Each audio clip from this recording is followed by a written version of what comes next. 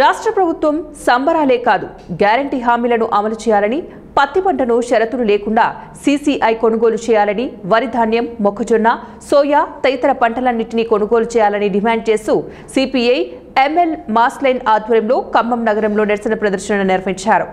ఈ సందర్భంగా CPI ML mass line నేతలు ఆవుల అశోక్, నాగేశ్వరరావు మాట్లాడుతూ 6 గ్యారంటీల అమలుతో పాటు అనేక వాగ్దానాలు చేసి కాంగ్రెస్ ప్రభుత్వం రాష్ట్రంలో అధికారంలోకి వచ్చిందని, అధికారంలోకి వచ్చి 2 ఏళ్లు దాటిన సందర్భంగా సంబరాలు జరుపుకుంటుందని, కానీ ప్రజల బతుకులు మాత్రం మారలేదని ఆందోళన వ్యక్తం చేశారు.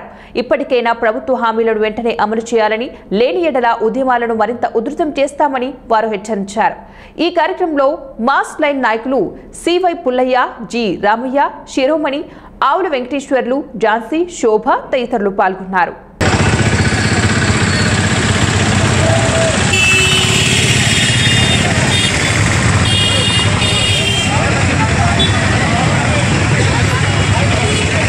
ర్యాలీ చేస్తా ఉన్నాం.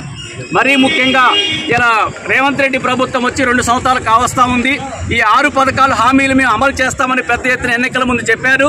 కానీ ఏ 6 పథకాల్లో కూడా 1-2 తూతు మంత్రంగా తప్ప సమగ్రంగా అమలు చేయలేదు.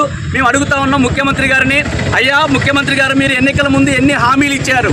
ఇవాళ వ్యవసాయ కార్మికులకి హామీ డబ్బులు ఇస్తారని చెప్పారు, మహిళలకి డబ్బులు ఇస్తామని చెప్పారు, అదేవిధంగా తెలంగాణ ఉద్యమకారులకి అనేక రకాల హామీలు ఇచ్చారు. వాటన్నిటినీ ఏ ఒక్కదాన్ని కూడా మీరు ఇవాళ సక్రమంగా అమలు చేయలేదు.